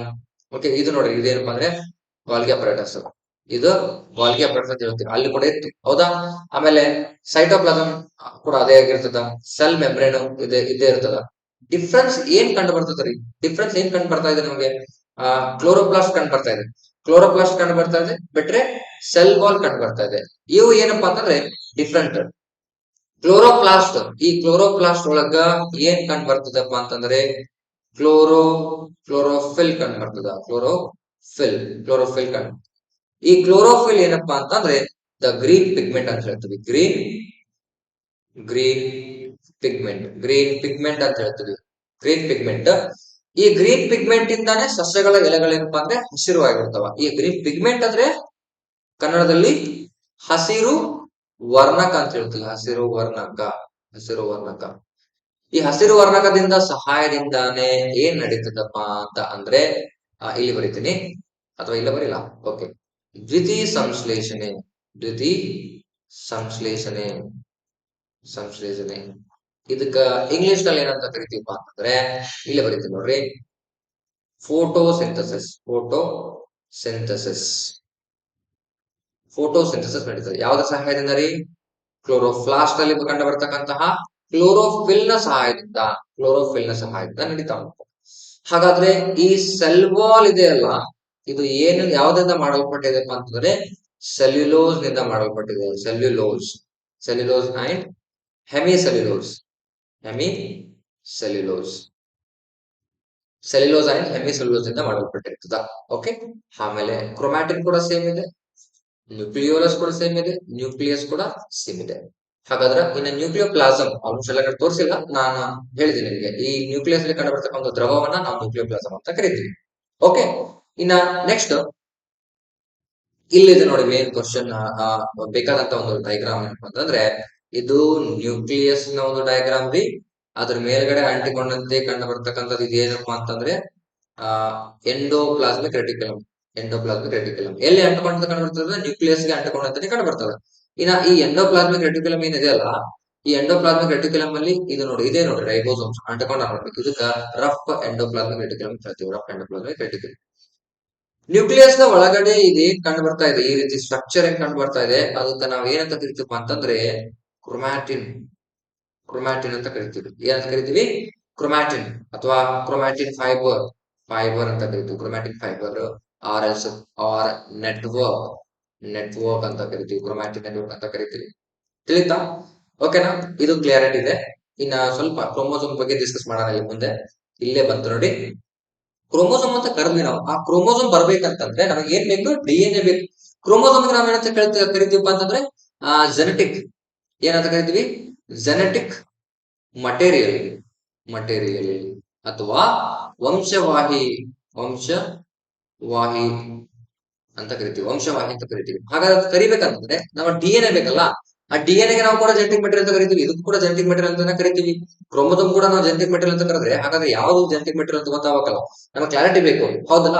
So ಹಾಗಾದ್ರೆ ನೋಡ್ರಿ, ಇದೇನ DNA structure ಕಂಡು ಇದಕ್ಕ ಇದು ಒಂದು strand, strand ಅಂತ ಕರೀತಾರೆ, stand ಅಲ್ರಿ, ಸ್ಟ್ರಾಂಡ್, ಸ್ಟ್ರಾಂಡ್ ಅಂತ ಕರೀತಾರೆ. ಆಮೇಲೆ ಇದು ಸೆಕೆಂಡ್ ಅಂದ್ರೆ double strand, double strand DNA ಇರ್ತದೆ. ಡಿಎನ್ಎ ಏನಪ್ಪ ಅಂದ್ರೆ having the double strands. Okay, ಈ ಡಬಲ್ ಸ್ಟ್ರಾಂಡ್ ಗಳ ಮಧ್ಯದಲ್ಲಿ ಇದೇನ್ ಅಂಟುಕೊಂಡು ಕಂಡು ಬರ್ತವೆ, 1 2 3 ಇವೇನ್ ಕಂಡು ಬರ್ತಾವ ಇವಕ್ಕ ನ್ಯೂಕ್ಲಿಯೋಟೈಡ್ ಬಾಂಡ್ ಅಂತ ಕರೀತಾರ. ಏನಂತ ಕರೀತಾರ್ರಿ?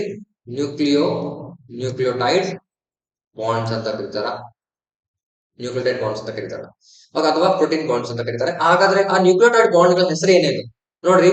A means adenine, T means thymine, thymine. Okay, adenine, guanine, thymine and cytosine, adenine, thymine, guanine and cytosine. ಹಾಗಾದ್ರ ಈ ಗ್ವಾನಿನ್ ಸೈಟೋಸಿನ್ ಜೊತೆನೆ ಕಂಬೈನ್ ಮಾಡ್ಕೊಂತದ, ಅಂದ್ರೆ ಫ್ರೆಂಡ್ಶಿಪ್ ಮಾಡ್ಕೊಂತದ. ಆಮೇಲೆ ಅಡೆನಿನ್ ಥೈಮಿನ್ ಜೊತೆನೆ ಫ್ರೆಂಡ್ಶಿಪ್ ಮಾಡ್ಕೊಂತದ. ಎರಡು ಬಿಟ್ಕೊಡಂಗಿಲ್ರಿ. ಗ್ವಾನಿನ್ ಸೈಟೋಸಿನ್ ಜೊತೆ ಫ್ರೆಂಡ್ಸ್ ಆದ್ರೆ ಥೈಮಿನ್ ಯಾವ್ದ್ರ ಜೊತೆ ಫ್ರೆಂಡ್ ಆಗ್ತದ? ಅಡೆನಿನ್ ಜೊತೆ ಫ್ರೆಂಡ್ ಆಗ್ತದೆ. ಓಕೆ, ಹಾಗಾಗಿ ATGC ಅಂತ ನೀವು ನೆನ್ಪಿಟ್ಕೋಬೇಕು. ಹೆಂಗೆ ಇಟ್ಕೊಳ್ತೀರಪ್ಪ ಅಂತಂದ್ರೆ ಕೆಲವರು ಹೇಳ್ತಿರ್ತಾರೆ, ಆಲ್ಮೋಸ್ಟ್ ನಾನು ಕೂಡ ಅದನ್ನ ಕಾಪಿ ಮಾಡ್ತೀನಿ, ಯಾಕಂದ್ರೆ ನೆನ್ಪಿಟ್ಕೋಬೇಕು ಈಸಿ ಅನ್ಸ್ತದೆ. ನೋಡಿ ಏನ್ ಬರೀಬೇಕಪ್ಪ ಅಂತಂದ್ರೆ ಓಕೆ, ATGC. ಎ ಅಂತಂದ್ರೆ ಆಟ್, ಟಿ ಅಂದ್ರೆ ದಿ, ಅಂದ್ರೆ ಜಿ ಅಂದ್ರೆ ಗರ್ಲ್ಸ್. ನೆನಪಿಡ್ತೈತ್ರಿ, ಬಹಳ ಕ್ಲಿಯರ್ ಆಗಿ ನೆನಪಿಡ್ತೈತಿ. ಓಕೆನಾ? ಗರ್ಲ್ಸ್ ಕ್ಲಬ್ ಅಂತ ನೋಡಿ. ಆಟ್ ದಿ ಗರ್ಲ್ಸ್ ಕ್ಲಬ್ ಅಂತಂದ್ರೆ ಆಟ್ ಅಂತಂದ್ರೆ ಅಡೆನಿನ್ ಅಂತ ಅರ್ಥ, ದಿ ಅಂತಂದ್ರೆ ಥೈಮಿನ್ ಅಂತ ಅರ್ಥ, ಜಿ ಅಂತಂದ್ರೆ ಗರ್ಲ್ಸ್ ಅಂತ ಅರ್ಥ. ಇದು ಗರ್ಲ್ ಆಗ್ಲಿಲ್ಲ, ಏನು ವರ್ಲ್ಡ್ ಆಗೈತೆ ಇದು, ಜಿ ಡಿ ಬರಲ್ಲ. ಓಕೆ, ಗರ್ಲ್ಸ್ ಎಸ್ ಅವ್, ಓಕೆನಾ? ಹೌದು, ಎಸ್ ಅವ್. Okay, add the girls, add the girls club ಅಂತ ಅಂದ್ರೆ ಅಡೆನಿನ್, ಥೈಮಿನ್, ಗ್ವಾನಿನ್, ಸೈಟೋಸಿನ್. ಈಗ ಏನ್ ಮಾಡ್ತಾರೆ ಅಂತಂದ್ರೆ ಇದೇನ್ ಡಿಎನ್ಎ ಹಿಂಗ್ ಇರ್ತದ ನೋಡಿ, ಡಿಎನ್ಎ ಇದೆಲ್ಲ ಹಿಂಗಿರ್ತದ. ಈ ಡಿಎನ್ಎ ಇಷ್ಟು ಉದ್ದ ಇರ್ತದ, ಹೌದಾ? ಡಿಎನ್ಎ ಬಹಳ ಉದ್ದ ಇರ್ತದ್ರಿ. ಒಂದು ಸೆಲ್, ಒಂದು ಸಣ್ಣ ಜೀವಕೋಶದಲ್ಲಿ ಅದೇ ನ್ಯೂಕ್ಲಿಯಸ್ ಕಂಡ್ಬಿಡ್ತದೆ ನೋಡಿ. ಆ ನ್ಯೂಕ್ಲಿಯಸ್ ನ ಒಳಗಡೆ ಕ್ರೊಮ್ಯಾಟಿನ್ ನೆಟ್ವರ್ಕ್ ಅಂತ ಹೇಳಿದ್ವಲ್ಲ, ಅದನ್ನೇ ಡಿಎನ್ಎ. ಹೌದಾ? ಹಾಗಾದ್ರೆ ಆ ಡಿಎನ್ಎ ಏನ್ ಮಾಡ್ತೀವಪ್ಪ ಅಂತಂದ್ರೆ ಇಷ್ಟು ಉದ್ದ ಇರ್ತಕ್ಕಂಥ ಚಿಕ್ಕದಾಗಿ ಮಾಡ್ತೀವಿ, ಕಂಡೆನ್ಸ್ ಮಾಡ್ತೀವಿ. ಅಂದ್ರೆ ಸಣ್ಣದಾಗಿ ಮಾಡ್ತೀವಿ. ಅದನ್ನ ಒತ್ತಿ ಒತ್ತಿ ಒತ್ತಿ ಏನ್ ಮಾಡ್ತೀವಿ ಅಂದ್ರೆ ಚಿಕ್ಕದಾಗಿ ಮಾಡ್ತೀವಿ, ಕಂಡೆನ್ಸ್ ಮಾಡ್ತೀವಿ. ಆ ಕಂಡೆನ್ಸ್ ಡಿಎನ್ಎ ಏನಾಗ್ತದೆ ಅಂದ್ರೆ ಕ್ರೊಮ್ಯಾಟಿನ್ ಆಗ್ತದೆ. ಏನಾಗ್ತದೆ ರೀ? ಕ್ರೊಮ್ಯಾಟಿನ್. ಕ್ರೊಮ್ಯಾಟಿನ್ ಆಗ್ತದೆ. Condensed DNA call the chromatin. ಹಾಗಾದ್ರೆ ಈ ಕ್ರೊಮ್ಯಾಟಿನ್ ಅನ್ನ ಮತ್ತೆ ಫರ್ದರ್ ಕಂಡೆನ್ಸ್ ಏನಂತಾರೆ? Further further condensed DNA condensed DNA call the chromosome. ಏನಂತ ಕರೀತಾರೆ? ಕ್ರೋಮೋಸೋಮ್. ಕ್ರೋಮೋಸೋಮ್ ತಿಳಿತಾ? ಓಕೆನಾ? ಇನ್ನು ಡಿಎನ್ಎ ರೆಪ್ಲಿಕೇಶನ್ ಅವೆಲ್ಲ ಬರ್ತಾವ, ಅದನ್ನ ಮುಂದೆ ಬರ್ತಂತ ಚಾಪ್ಟರ್ ಅಲ್ಲಿ ನೋಡೋಣ ಡಿಎನ್ಎ ರೆಪ್ಲಿಕೇಶನ್ ಬಗ್ಗೆ. ಓಕೆ, ಮುಂದೆ ಸಿಬಿಎಸ್ಇ ಕ್ಲಾಸಸ್ ಕೂಡ ನಾನು ಕನ್ನಡ ಮತ್ತೆ ಇಂಗ್ಲಿಷ್ ಮೀಡಿಯಂ ಅಲ್ಲಿ ಸ್ಟಾರ್ಟ್ ಮಾಡತಕ್ಕಂತ ಒಂದು ಪ್ಲಾನ್ ಇದೆ. ಸೊ ಮಾಡೇ ಮಾಡ್ತೀವಿ. ಓಕೆ, ಮ್ಯಾಥ್ಸ್ ಆಗಿರ್ಬೋದು ಮತ್ತೆ ಸೈನ್ಸ್ ಆಗಿರ್ಬೋದು, ಅದನ್ನ ಇಂಗ್ಲಿಷ್ ಮೀಡಿಯಂ ಅಂದ್ರೆ ಐ ಮೀನ್ ಸಿಬಿಎಸ್ ಅಲ್ಲಿ ಯಾರು ಓದ್ತಾ ಇದ್ದಾರೆ ಅವ್ರಿಗೆ ಹೆಲ್ಪ್ ಆಗ್ಬೇಕು ಕನ್ನಡ ಮೀಡಿಯಂ ಇಂದ. ಓಕೆ, ನಿಮಗೆ ಸ್ವಲ್ಪ ಡಿಫಿಕಲ್ಟ್ ಆಗ್ಬೋದು ಇಂಗ್ಲಿಷ್ ವರ್ಡ್ಸ್ ಅನ್ನ ಅರ್ಥ ಮಾಡ್ಕೊಳಕ್ಕೆ. ನಾನು ನಿಮಗೆ ಮೀನಿಂಗ್ ಅನ್ನ ಕನ್ನಡದಲ್ಲಿ ಕೂಡ ಎಕ್ಸ್ಪ್ಲೇನ್ ಮಾಡ್ತೀನಿ. ಓಕೆ, ಇಂಗ್ಲಿಷ್ ಅಲ್ಲಿ ಕೂಡ ಹೇಳ್ತೀವಿ. ಓಕೆನಾ? ಸೊ ನೆಕ್ಸ್ಟ್, ಈಗ ಕ್ರೋಮೋಸೋಮ್ ಅಂದ್ರೆ ಗೊತ್ತಾಯ್ತು ಅಂತ ಅನ್ಕೊಳ್ತೀನಿ.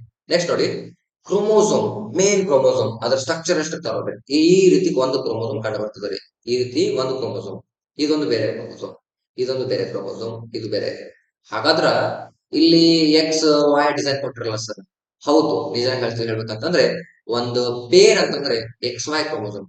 ಮೇಲ್ ಮೇಲ್ ಅಂತ ನಾವು ಹೇಳ್ತೀವಿ, ಅಂದ್ರೆ ಗಂಡು ಅಂತ ಹೇಳ್ತೀವಿ. ಮೇಲ್ ಅಂದ್ರೆ ಏನು? ಗಂಡು ಅಂತ ಹೇಳ್ತೀವಿ. ಈ ಗಂಡಿನಲ್ಲಿ ಅಂದ್ರೆ ಗಂಡು ಮಕ್ಕಳಲ್ಲಿ ಎಕ್ಸ್ ಮತ್ತೆ ವೈ ಕ್ರೋಮೋಸೋಮ್ಗಳು ಕಂಡು ಬರ್ತಾವ. ಆಮೇಲೆ ಫಿಮೇಲ್ ಅಂತ ಹೇಳ್ತೀವಲ್ಲ, ಇದರಲ್ಲಿ ಹೆಣ್ಣು ಮಗು ಅಂತ ಹೇಳ್ತೀವಿ, ಅದರಲ್ಲಿ ಎಕ್ಸ್ ಎಕ್ಸ್ ಕ್ರೋಮೋಸೋಮ್ಗಳು ಕಂಡು ಹಾಗಾದ್ರೆ ಇವರ ಎಲ್ಲಾದ್ರಲ್ಲಿ ಇಬ್ರಲ್ಲಿ ಕೂಡ ಎಷ್ಟು ಕ್ರೋಮೋಸೋಮ್ ಕಂಡು ಬರ್ತಾವಪ್ಪ ಅಂತಂದ್ರೆ 46 ಕ್ರೋಮೋಸೋಮ್ ಕಂಡು ಬರ್ತದೆ ಎಲ್ಲಾ ಮನುಷ್ಯರಲ್ಲಿ. ಹೌದಾ? 46 ಕಂಡು ಬರ್ತಾವ. ಈ 46 ಕ್ರೋಮೋಸೋಮ್ ಅನ್ನು ಹೆಂಗೋ ಬರೀತಾರಪ್ಪ ಅಂದ್ರೆ 23 ಪೇರ್ಸ್ ಅಂತ ಕರೀತಾರೆ. 23 ಪೇರ್ ಅಂತ. ಒಂದ್ ಪೇರ್ ಅಂತಂದ್ರೆ ಎಷ್ಟು? ಎರಡು. ಒಂದು ಪೇರ್ ಅಲ್ಲಿ ಎರಡು ಕ್ರೋಮೋಸೋಮ್ ಕಂಡು ಬರ್ತಿರ್ತಾವ್ರಿ. ಓಕೆ, ಹಾಗಾದ್ರೆ ಎಕ್ಸ್ ವೈ ಗಂಡು ಮಕ್ಕಳು ಕಂಡು ಬಂದ್ರೆ ಹೆಣ್ಮಕ್ಳಲ್ಲಿ ಎಕ್ಸಸ್ ಕ್ರೋಮೋಸೋಮ್ ಕಂಡು ಬರ್ತಾವ. ಇಲ್ಲಿ ನಿಮ್ಗೆ ಕ್ರೋಮೋಸೋಮ್ ನ ಒಂದು ಏನಪ್ಪ ಹೇಳ್ತಾರಪ್ಪ ಅಂದ್ರೆ determination of the male or female. Chromosome determination ಅಂತಂದ್ರೆ ಹೇಳ್ಬೇಕು ಗಂಡು ಮಕ್ಕಳ ಅಥವಾ ಹೆಣ್ಮಕ್ಳು ಅಂತ ಹೇಳ್ತೀವಿ. ಸೆಕ್ಸ್ ಡಿಟರ್ಮಿನೇಷನ್ ಅಂತ ಕರಿತೀವಿ. ಸೆಕ್ಸ್ ಡಿಟರ್ಮಿನೇಷನ್ ಒಂದು ಕಾನ್ಸೆಪ್ಟ್ ಬರ್ತದೆ. ಸೊ ಆ ಒಂದು ಕಾನ್ಸೆಪ್ಟ್ ಅಲ್ಲಿ ನಾನು ನಿಮಗೆ ಇದ್ರ ಬಗ್ಗೆ ಎಕ್ಸ್ಪ್ಲೇನ್ ಮಾಡ್ತೀನಿ. ಓಕೆ, ಇನ್ನ ನೆಕ್ಸ್ಟ್ ಹ್ಯೂಮನ್ ನ್ಯೂರಾನ್ ನೋಡ್ರಿ. ಇದು ಕೂಡ ನರ್ವ್ ಸೆಲ್ ಅಂತ ಕರಿತೀವಿ. ಅತಿ ಉದ್ದವಾದಂತ ಒಂದು ಜೀವಕೋಶ, ಮಾನವರಲ್ಲಿ ಕಂಡುಬರ್ತಕ್ಕಂತ ಅತಿ ಉದ್ದವಾದ ಜೀವಕೋಶ ಯಾವ್ದು ಅಂದ್ರೆ ನರ್ವ್ ಸೆಲ್ ಕಂಡುಬರ್ತದೆ. ಇಲ್ಲಿ ಆಕ್ಸಾನ್ ಮತ್ತೆ ಇದು ಡೆಂಡ್ರೈಟ್ಸ್ ಅಂತ ಕಂಡುಬರ್ತದ. ಓಕೆ, ಇವೆರಡರ ಬಗ್ಗೆ ನಾನು ಡಿಸ್ಕಸ್ ಮಾಡ್ತೀನಿ. ಇಲ್ಲೂ ಕೂಡ ನ್ಯೂಕ್ಲಿಯಸ್ ಕಂಡುಬರ್ತದೆ ನೋಡ್ರಿ, ಎಲ್ಲಾದ್ರಲ್ಲೂ ನ್ಯೂಕ್ಲಿಯಸ್ ಕಂಡುಬರ್ತದ. ಓಕೆ, ಈ ಆಕ್ಸಾನ್ ಏನ್ ಮಾಡ್ತದಪ್ಪ ಅಂತಂದ್ರೆ ಪ್ರತಿಯೊಂದು ಇಲ್ಲಿ ಕೂಡ ಏನ್ ಮಾಡ್ತದೆ, ಇಲ್ಲಿ ಜಾಯಿನ್ ಆಗ್ತದೆ, ಮತ್ತೊಂದು ನ್ಯೂರಾನ್ಗೆ ಜಾಯಿನ್ ಆಗ್ತದೆ. ಇದು ಸೆಂಡ್ ಮಾಡ್ತದ, ಇದು ಅಬ್ಸರ್ವ್ ಮಾಡಿ ಡೆಂಡ್ರೈಟ್ ಏನ್ ಮಾಡ್ತಪ್ಪ ಎಲ್ಲ ಕಡೆಗೆ ಲಿಂಕ್ ಮಾಡ್ತದೆ. ಓಕೆ, ನಾವು ರಿಸೀವ್ ಮಾಡತಕ್ಕಂತ ಒಂದು ಇನ್ಫಾರ್ಮೇಶನ್ ಅನ್ನ ಸೆಂಡ್ ಮಾಡ್ತಾ ಹೋಗ್ತದ. ಒಂದು ನರ್ವ್ ಈಗ ಒಂದು ದೇಹದಲ್ಲಿ ಏನೊಂದು ಕೈಯಲ್ಲಿ ನರ್ವ್ ಇತ್ತಪ್ಪ ಅಂದ್ರೆ ನರ ಇತ್ತಪ್ಪ ಅಂದ್ರೆ ಐ ಮೀನ್ ನರ್ವ್ಸ್ ಎಲ್ಲ ಇತ್ತಪ್ಪ ಅಂದ್ರೆ ಇಲ್ಲ ನನ್ ಬಡ್ಕೊಂಡಿದ್ದು ಪ್ರತಿಯೊಂದು ನನ್ನ ಮೈಂಡ್ ಹೋಯ್ತು, ಟಚ್ ಆಯ್ತು, ಗೊತ್ತಾಯ್ತು ಇಲ್ಲಿ ಯಾರೋ ಬಡದ್ರು ಅಂತ, ಅಂದ್ರೆ ನಾನು ಬಡ್ಕೊಂಡೆ. ಹೌದಾ? ಈ ಒಂದು ಸೆನ್ಸಿಬಲ್ ಎಲ್ಲಿಂದ ಬರ್ತದಪ್ಪ ಅಂತಂದ್ರೆ ನರ್ವ್ಸ್ ಸಡನ್ ಆಗಿ ಮೆಸೇಜ್ ಅನ್ನು ಕಳಿಸ್ತದೆ. ಹೆಂಗೆ? ಆಕ್ಸಾನ್ ಇಂದ, ಅದರಿಂದ ಡೆಂಡ್ರೈಟ್ ಮತ್ತೊಂದು ಲಿಂಕ್ ಆಗಿರ್ತದೆ. ಎಲ್ಲ ಲಿಂಕ್ಸ್ ಆಗಿ ಒಂದಕ್ಕೊಂದು ಲಿಂಕ್ ಆಗಿರ್ತಾವ. ಸೊ ಹಾಗಾಗಿ ಏನ್ ಮಾಡುತ್ತೆ ಅಂದ್ರೆ ಸಡನ್ ಆಗಿ ಮೆಸೇಜ್ ಪಾಸ್ ಆಗ್ತದ ಎಲ್ಲಿಗೆ? ಬ್ರೈನ್ ಮತ್ತೆ ರಿಪ್ಲೈ ಕೊಟ್ಮೇಲೆ ನಾವು ಓಕೆ ನೋಡ್ಕೊಳ್ತೀವಿ. ಓಕೆನಾ? ಸೊ ಈ ರೀತಿ ಏನಪ್ಪಾ ಅಂದ್ರೆ ಮೆಸೇಜ್ ಸೆಂಡ್ ಆಗ್ತದೆ. ಇನ್ನ next blood stream. Okay, blood stream ಕೊನೆಯದಾಗಿ ಏನಪ್ಪಾ ಅಂತಂದ್ರೆ ಈಗ ಬ್ಲಡ್ ಸ್ಟ್ರೀಮ್ ಅಂತ ಹೇಳ್ರಿ, ಇದು ನಮ್ದು ಈಗ ಕಾಣ್ತಾ ಇದೆ, ಇದೇನ್ ಕಾಣಿಸ್ತಾ ಇದೆಯಲ್ಲ, ಇದು ಬ್ಲಡ್ ಸ್ಟ್ರೀಮ್. ಓಕೆನಾ? ಬ್ಲಡ್ ಸ್ಟ್ರೀಮ್ ಅಂದ್ರೆ ಒಂದು ನಮ್ಗೆ ಮಸಲ್ ಇದೆ, ಅದರಲ್ಲಿ ಅಥವಾ ಕ್ಯಾಪಿಲರೀಸ್ ಇದಾವ, ಇದ್ರ ಬ್ಲಡ್ ಮೂವ್ಮೆಂಟ್ ಆಗ್ತದೆ, ಅದನ್ನು ತೋರಿಸ್ತಾ ಇದೆ. ಸೊ ಈ ರೀತಿ ಬ್ಲಡ್ ಮೂವ್ಮೆಂಟ್ ಆಗ್ತದೆ ಬ್ಲಡ್ ಸ್ಟ್ರೀಮ್ ಅಲ್ಲಿ. ಓಕೆ, ಡಾಟ್ ಕಾಣ್ತದ ವೈಟ್ ಬ್ಲಡ್ ಸೆಲ್ಸ್ ಮೂವ್ಮೆಂಟ್ ಆಗ್ತಾ ಇರ್ತಾವ. ಇವು ಸ್ಪೆಷಲ್ ಆಗಿ ರೆಡ್ ಬ್ಲಡ್ ಸೆಲ್ಸ್ ಗೆ ನಾವು ಹೋಗ್ತಾ ಇದೀವಿ. ಈ ರೆಡ್ ಬ್ಲಡ್ ಸೆಲ್ಸ್ ರೆಡ್ ಆಗಿರೋ ಕಾರಣ ಏನಪ್ಪಾ ಅಂತಂದ್ರೆ ಹಿಮೋಗ್ಲೋಬಿನ್ ಅಂತ ಕರಿತೀವಿ. ಹೆಮೋಗ್ಲೋಬಿನ್ ಇದು ಎ, ಹೆಮೋಗ್ಲೋಬಿನ್. ಈ ಹಿಮೋಗ್ಲೋಬಿನ್ ಏನಪ್ಪಾ ಅಂದ್ರೆ ನಮ್ಮ ಒಂದು ರಕ್ತದ ಒಂದು ಕೊರತೆನ ನಿವಾರಣೆ ಮಾಡ್ತದ. ಹಿಮೋಗ್ಲೋಬಿನ್ ಇದ್ರೇನೆ ರಕ್ತ ಇದ್ದಂಗೆ. ಓಕೆನಾ? ಹಾಗಾದ್ರೆ ಈ ಹಿಮೋಗ್ಲೋಬಿನ್ ಕಡಿಮೆ ಆದ್ರೆ ಏನ್ ಕೊರತೆ ಆಗಿರ್ತದೆ ಅಂದ್ರೆ ಐರನ್ ಡೆಫಿಕರ್ ಕಡಿಮೆ ಆಗಿರ್ತದ, ಅಂದ್ರೆ ರಕ್ತಹೀನತೆ ಕಂಡು ಬರ್ತದ. ರಕ್ತಹೀನತೆ ಕಂಡು ಬಂದ್ರೆ ಅನೇಮಿಯಾ ಅಂತ ಕಂಡು ಬರ್ತದೆ. ಓಕೆ, ಸೊ ಅದನ್ನ ನಿವಾರಣೆ ಮಾಡೋದು ಬಹಳ ಕಷ್ಟ ಆಗ್ತದ. ಹೌದಾ? ಮಾಡಬಹುದು, ಮಾಡ್ಕೊಂತೀವಿ, ಏನಿಲ್ಲ, ಟ್ರೀಟ್ಮೆಂಟ್ ಜಾಸ್ತಿ ಆಗ್ತದೆ. ಬಟ್ ಅದಕ್ಕಿಂತ ಮುಂಚೆ ನಾವು ಹಿಮೋಗ್ಲೋಬಿನ್ ಮೇಂಟೆನೆನ್ಸ್ ಮಾಡೋದು ಬಹಳ ಮುಖ್ಯ. ಹಿಮೋಗ್ಲೋಬಿನ್ ಕಡಿಮೆ ಆದ್ರ ದೇಹದಲ್ಲಿ ನಮಗೆ ಆಕ್ಸಿಜನ್ ಲೆವೆಲ್ ಕಡಿಮೆ ಆಗ್ತದ, ಆಮ್ಲಜನಕದ ಒಂದು ಕೊರತೆ ಕಂಡು ಬರ್ತದ. ಸೊ ಹಾಗಾಗಿ ನಾವು ಜಾಸ್ತಿ ಬ್ರೀತ್ ಮಾಡ್ಬೇಕಾಗ್ತದ. ಆಮೇಲೆ ಉಸಿರಾಟ ಕ್ರಿಯೆ ಜಾಸ್ತಿ ಸ್ಪೀಡ್ ಆಗ್ತದೆ. ಯಾಕಂದ್ರೆ ನಮಗೆ ಪ್ರತಿಯೊಂದು ದೇಹದ ಒಂದು ಭಾಗಗಳಲ್ಲಿ ಈ ಒಂದು ಚಿಕ್ಕ ಒಂದು ಹೇರ್ಗೂ ಕೂಡ ನಮಗೆ ಗಾಳಿ ಬೇಕು, ಅಲ್ಲಿ ಕೂಡ ಸೆಲ್ ಕಂಡು ಬರ್ತಾವ. ಹಾಗಾಗಿ ಪ್ರತಿಯೊಂದು ಜೀವಕೋಶಕ್ಕೆ ನಮಗೆ ಬೇಕು ಅಂದ್ರೆ ಆ ಗಾಳಿ ಬೇಕು. ಹಾಗಾಗಿ ಹಿಮೋಗ್ಲೋಬಿನ್ ಬಹಳ ಇಂಪಾರ್ಟೆಂಟ್ ಆಗ್ತದ. ಓಕೆ, ಇನ್ನ ಮುಂಬರ್ತಕ್ಕಂಥ ಕ್ಲಾಸ್ಗಳಲ್ಲಿ ಹಿಮೋಗ್ಲೋಬಿನ್ ಅದ್ರ ಬಗ್ಗೆ ಹೆಂಗ್ ಮೇಂಟೈನ್ ಮಾಡ್ಬೇಕು, ಏನ್ ಆಹಾರ ಫುಡ್ ಅಂದ್ರೆ ನಮ್ ಫುಡ್ ಸ್ಟೈಲ್ ಹೇಗಿರ್ಬೇಕು ಎಲ್ಲದ್ರ ಬಗ್ಗೆ ನಾನು ಡಿಸ್ಕಸ್ ಮಾಡ್ತಾ ಹೋಗ್ತೀನಿ. ಓಕೆ, ಸೊ ಇಲ್ಲಿವರೆಗೆ ಪೀಸ್ಫುಲಿ ಪೇಷನ್ಸ್ಫುಲಿ ನೀವು ನನ್ನ ಕ್ಲಾಸ್ ಅನ್ನ ಕೇಳ್ಕೊಂಡಿದ್ರಿ. ಓಕೆ, ಎಲ್ರಿಗೂ ಥ್ಯಾಂಕ್ಸ್ ಅಂತ ಹೇಳ್ತಾ ಸೊ ಇವತ್ತಿನ ಒಂದು ಕ್ಲಾಸ್ ಅನ್ನ ಇಲ್ಲೇ ಮುಗಿಸ್ತಾ ಇದ್ದೀನಿ. ಮತ್ತೆ ಮುಂದಿನ ಒಂದು ವಿಡಿಯೋದಲ್ಲಿ ನಿಮ್ಮ ಭೇಟಿ. ಅಲ್ಲಿವರೆಗೂ take care, bye. Thank you.